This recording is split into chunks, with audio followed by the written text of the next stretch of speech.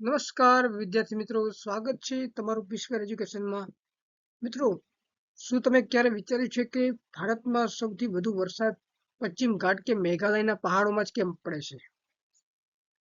શા માટે પર્વતની એક બાજુએ ધોધમાર વરસાદ વરસતો પડતો હોય છે અને બીજી બાજુએ સાવ કોરું હોય? શું પર્વતો વાદળોને રોકી લે છે?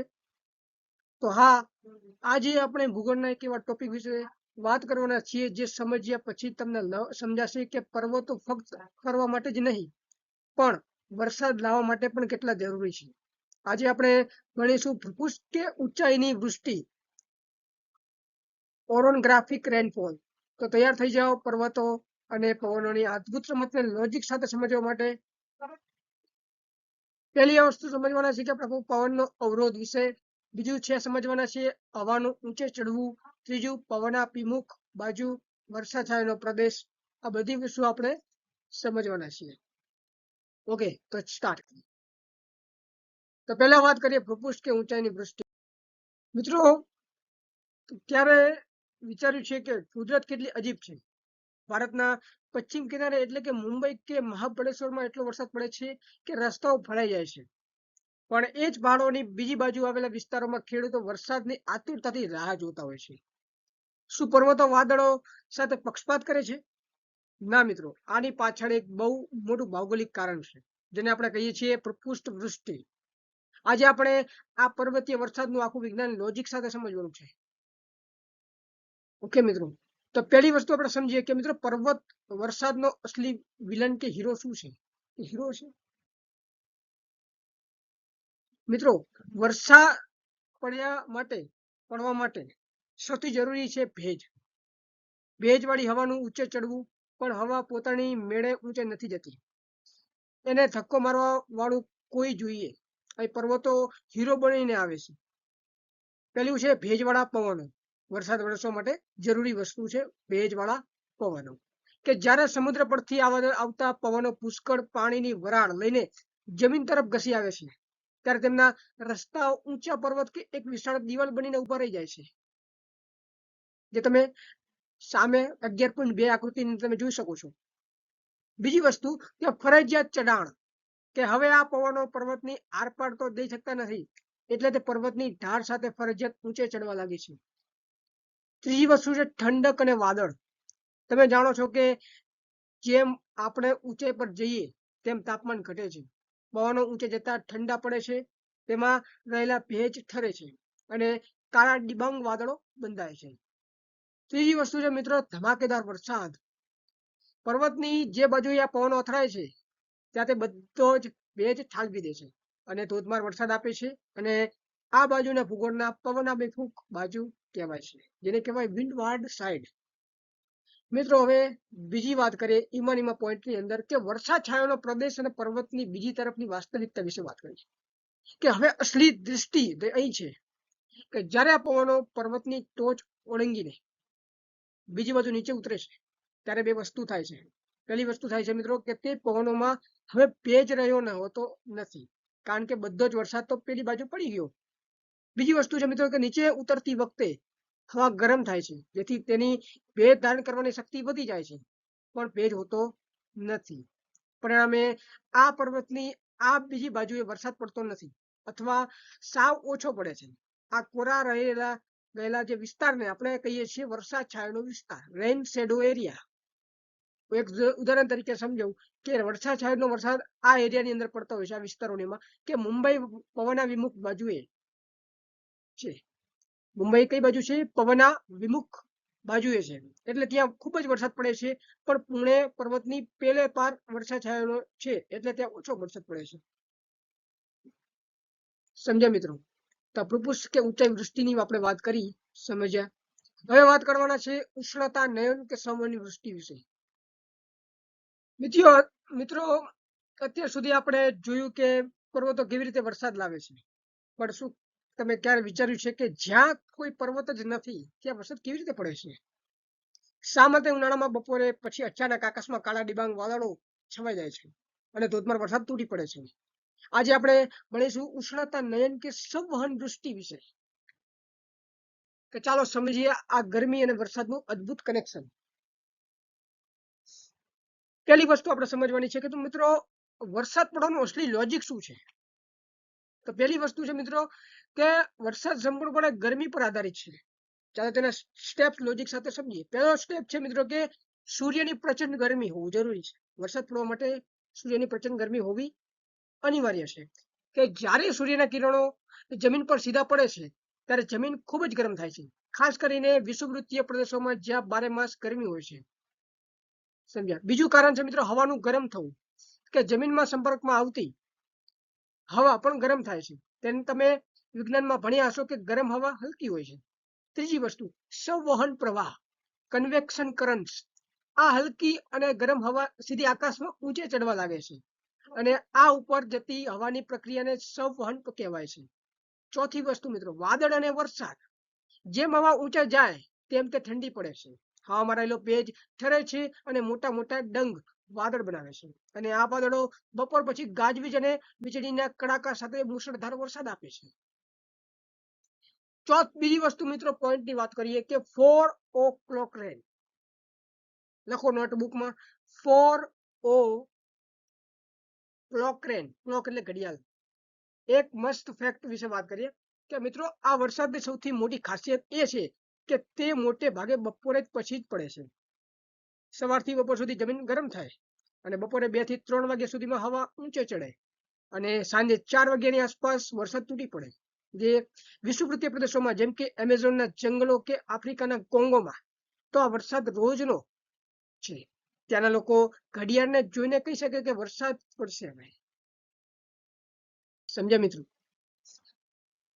હવે આપણે વાત કરવાના છે મિત્રો ચક્રવાત કે વંટોળની વૃષ્ટિ વિશે. મિત્રો આપણે હવે પર્વતીય વરસાદ જોયો, ગરમીથી પડતો સંવહન વરસાદ પણ જોયો, પણ શું તમે ક્યારેય એવો વરસાદ જોયો છે કે જેની સાથે જોરદાર પવનો ફૂંકાતા હોય, આકાશમાં વાદળો ગોળ ગોળ ઘૂમતા હોય અને ટીવી પર આગાહી આવતી હોય કે દરિયામાં લો પ્રેશર સર્જાયું છે? હા, આને જ કહેવાય ચક્રવાતી કે વાર્તોમી વૃષ્ટિ, જેને કહેવાય સાયક્લોનિક રેનફોલ. આજે આપણે સમજીશું કે આ ચક્રવાત કેવી રીતે વરસાદ લાવે છે અને વાતાગ્રહ એટલે શું એ આપણે અગાઉ સમજ્યા હતા, પરંતુ ફરીથી આપણે રિપીટ કરવાના છે આ ચેપ્ટરમાં. પહેલી વસ્તુ મિત્રો કે ચક્રવાતની વૃષ્ટિ કેવી રીતે થાય છે. કે પહેલી વસ્તુ મિત્રો કે આ વરસાદ પાછળનું મુખ્ય કારણ એ છે કે હવાનું પેલું દબાણ. ચાલો આને સ્ટેપ સાથે સમજીએ. પહેલી વસ્તુ છે મિત્રો કે હલકું દબાણ, લો પ્રેશર. જ્યારે કોઈ વિસ્તારમાં હવા ગરમ થઈને ઊંચે જાય ત્યારે ત્યાં હલકું દબાણ સર્જાય છે.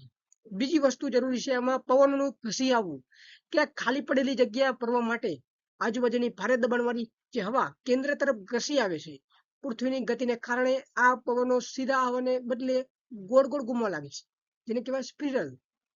ત્રીજી વસ્તુ મિત્રો હવાને ઊંચે ચડવું, કે કેન્દ્રમાં ભેગી થયેલી જે હવા પાસે બીજે ક્યાંય જવાની જગ્યા હોતી નથી, એટલે તે ફરજિયાત ઝડપથી ઊંચે ચડે છે અને ઊંચે જતા આ હવા ઠંડી પડે છે, ઘનીભવન થાય છે અને ધોધમાર વરસાદ આપે છે.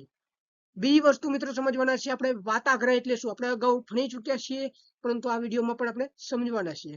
ફ્રન્ટ રેનફોલ લોજિક તેને ઇંગ્લિશમાં કહેવાય. કે મિત્રો આ ટોપિક એક બીજો શબ્દ છે વાર્તોમી વૃષ્ટિ તરીકે પણ આ ખાસ કરીને ઠંડા પ્રદેશોમાં જોવા મળે છે. વાર્તોમી વૃષ્ટિ સમજ્યા? જે ખાસ કરીને ઠંડા પ્રદેશોમાં જોવા મળે છે. કે જ્યારે એક બાજુએ ગરમ અને ભેજવાળી હવાનો જથ્થો આવતો હોય અને બીજી બાજુએ ઠંડી અને ભારે હવાનો જથ્થો આવે ત્યારે બંને વચ્ચે યુદ્ધ થાય છે. ઠંડી હવા ભારે હોવાથી તે નીચે બેસી જાય છે અને જ્યારે ગરમ હવા હલકી હોવાથી ઠંડી હવાના ઢાળ પર સરકીને ઊંચે ચડે છે. અને આ બે હવાના જથ્થા જ્યાં મળે છે તેને ભૂગોળમાં વાતાગ્રહ કહેવાય છે. ગરમ હવા ઉપર જઈને ઠંડી પડે છે અને જે વરસાદ આપે તેને વાર્તોમી વૃષ્ટિ કહે છે. સમજ્યા મિત્રો? હવે આ ક્યાં જોવા મળે છે કે ભારતમાં ખાસ કરીને બંગાળની ખાડી અને અરબી સમુદ્રમાં જ્યારે ચક્રવાત સર્જાય છે ત્યારે ઓડિશા, આંધ્રપ્રદેશ અને ગુજરાતના દરિયા કિનારે આ પ્રકારનો વરસાદ જોવા મળે છે. અને આ વરસાદ ઘણીવાર વિનાશક પણ સાબિત થાય છે, કારણ કે તેની સાથે પવનની ગતિ ખૂબ વધારે હોય છે. સમજ્યા મિત્રો? હવે આપણે વાત કરવાની કે ચક્રવાતની વૃષ્ટિ વિશે વાત કરીએ. જો આવી રીતે ઉપર જે લખેલું છે, વાત તો થઈ ગઈ ચક્રવાતની વૃષ્ટિ વિશે, પરંતુ એના વિશે થોડી ડિટેલ્સમાં સમજીએ. જે પૃથ્વી પર હવે વાત કરવાના છે મિત્રો કે ચક્રવાતીની વૃષ્ટિ વિશે થોડી ડિટેલ્સમાં આપણે સમજીએ. કે જે પૃથ્વી પરના સૌથી શક્તિશાળી વરસાદી પ્રકારનો એક છે.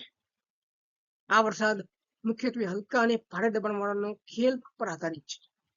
જ્યારે કોઈ વિસ્તારમાં સૂર્યની ગરમીને કારણે હવા ગરમ થઈને ઊંચે જાય છે, ત્યારે ત્યાં હવાનું હલકું દબાણ સર્જાય છે, એટલે કે લો પ્રેશર સર્જાય છે. આ ખાલી જગ્યાને ભરવા માટે આજુબાજુના વિસ્તારોમાંથી ભારે દબાણવાળી ઠંડી હવા ખૂબ જ વેગથી કેન્દ્ર તરફ દોડી જ આવે છે. પૃથ્વીની પરિભ્રમણ ગતિને કારણે આ પવનો સીધા આવવાને બદલે ગોળ ગોળ ઘૂમવા લાગે છે, જેને આપણે ચક્રવાત કહીએ છીએ. કેન્દ્રમાં ભેગી થયેલી આ ભેજવાળી હવા જ્યારે અત્યંત ઝડપથી ઊંચે ચડે છે, ત્યારે તે ઠંડી પડીને ઘનીભવન પામે છે અને ગાજવીજ સાથે મુશળધાર વરસાદ આપે છે. આ ઉપરાંત જ્યારે ગરમ અને ઠંડી હવાના જથ્થા એકબીજાને મળે છે, ત્યારે ગરમ હવા ઠંડી હવાના ઢાર પર સરકીને ઊંચે જાય છે, જેને આપણે વાતાગ્ર વૃષ્ટિ પણ કહેવામાં આવે છે. ભારતમાં ખાસ કરીને બંગાળની ખાડી અને અરબી સમુદ્રમાં સર્જાતા આવા ચક્રવાતો દરિયાકાંઠાના વિસ્તારમાં ભારે પવનો સાથે વિનાશક વરસાદ લાવે છે. તો મિત્રો, આ હતું ચક્રવાતી વૃષ્ટિ પાછળનું અસલી લોજિક. આ સમજૂતી ગમી હોય તો સપોર્ટ પણ કરતા રહેજો પિસ્કર એજ્યુકેશનને, શીખતા રહેજો અને વિચારતા રહેજો. હવે આપણે વાત કરવાના છીએ વૃષ્ટિનું વિતરણ વિશે. વૃષ્ટિનું વિતરણ વિશે વાત કરવાના છે મિત્રો. કે મિત્રો, શું તમે ક્યારે વિચાર્યું છે કે કુદરત કેટલી પક્ષપાતી છે? અમુક જગ્યાએ એટલો વરસાદ પડે છે કે લોકો હોડી લઈને નીકળવું પડે, અને અમુક જગ્યાએ ટીપું પણ પડતું નથી. શા માટે? ચેરાપુંજીમાં આખું વર્ષ વરસાદ હોય અને રાજસ્થાનમાં રણમાં ધૂળ ઉડતી હોય. આજે આપણે પૃથ્વીના નકશા પર એક એવી સફર કરીશું કે જ્યાં આપણે સમજીશું કે આ વરસાદ ક્યાં અને કેમ વહેંચાયેલો છે. ચાલો આ વરસાદની આ અજીબ વહેંચણીનું લોજિક સમજીએ. પહેલી વસ્તુ છે મિત્રો કે વિષુવવૃત્ત વરસાદનો અસલી અડ્ડો. સમજ્યા? કે સૌથી પહેલા વાત કરીએ કે પૃથ્વીની બરાબર વચ્ચે આવેલી રેખા વિષુવવૃત્ત ની, અહીં સૂર્યના કિરણો સીધા પડે છે, એટલે ગરમી ફૂલ હોય છે. ગરમીને કારણે બાષ્પીભવન પણ ફૂલ થાય છે અને રોજ બપોરે પછી અહીં ધોધમાર વરસાદ પડે છે. એટલે જ એમેઝોન અને કોંગો જેવી દુનિયાના સૌથી ઘટ જંગલો અહીં આવેલા છે. અહીં વરસાદ એટલે રોજની વાત. બીજી વસ્તુ વાત કરીએ કે રણ પ્રદેશો જ્યાં વાદળો રસ્તો ભૂલી જાય છે. હવે વિષુવવૃત્ત થી થોડા ઉપર કે નીચે 30 અક્ષાંશ જોઈએ તો ત્યાં વરસાદ સાવ ઓછો થઈ જાય છે. અહીં પૃથ્વીના મોટા રણમાં આવેલો જેમ કે સહારા કે થરનું રણ અહીં હવા નીચે ઉતરે છે, એટલે કે વાદળો બનતા નથી. અહીં વરસાદ એટલે દિવાળીના દીવા જેવો ક્યારેક જોવા મળે છે. હવે વાત કરવાના છે દરિયા કિનારે વિરુદ્ધ જમીનનો અંદરનો ભાગ. એક સાદું લોજિક યાદ રાખો કે જેટલા દરિયાના નજીક તેટલો વરસાદ વધુ. ભેજવાળા પવનો દરિયાના કિનારે પહેલા અથડાય છે, એટલે તે ભરપૂર વરસાદ આપે છે. પણ જેમ જેમ આ પવનો જમીનની અંદર જાય તેમ તેમ એનો ભેજ ઓછો થતો જાય છે. એટલે જ મુંબઈમાં પણ વધુ વરસાદ હોય છે, પણ નાગપુરમાં કે હૈદરાબાદમાં પહોંચતા વરસાદ ઘટી જાય છે. ચોથી વસ્તુ છે મિત્રો કે પર્વતોનું મેજિક. કે વિતરણમાં પર્વતો સૌથી મોટો રોલ ભજવે છે. ભારતનું જ ઉદાહરણ લો કે હિમાલય અને પશ્ચિમ ઘાટના જે પર્વતો વાદળોને રોકી લે છે, એટલે પર્વતની એક બાજુ લીલાછમ હોય છે અને બીજી બાજુ કોરી ઠાકોર મેઘાલયનું મૌસીનરમ જે છે, અને ચેરાપુંજી દુનિયામાં સૌથી વધુ વરસાદ મેળવે છે, કારણ કે ત્યાં પર્વતો વાદળોને ઘેરી લે છે. સમજ્યા? તો વિદ્યાર્થી મિત્રો, વૃષ્ટિ વિતરણ કોઈ લોટરી જેવું નથી, પણ તેની પાછળ ગરમી, પવન અને પર્વતોનું પાકું વિજ્ઞાન છે. હવે જ્યારે તમે નકશો જુઓ ત્યારે વિચારજો કે કયો વિસ્તાર દરિયાથી કેટલો દૂર છે અને ત્યાં પર્વતો છે કે નહીં. જો તમને આ રીતે ભૂગોળની ભણવાની મજા આવી હોય તો વિડીયોને લાઈક કરજો અને તમારા મિત્રોને પણ પિસ્કર એજ્યુકેશન સાથે જોડો. આપણે મળીશું આવતા લેક્ચરમાં એક નવા ધમાકેદાર ટોપિક સાથે. ત્યાં સુધી શીખતા રહો, લોજિક લગાવતા રહો. જય હિન્દ.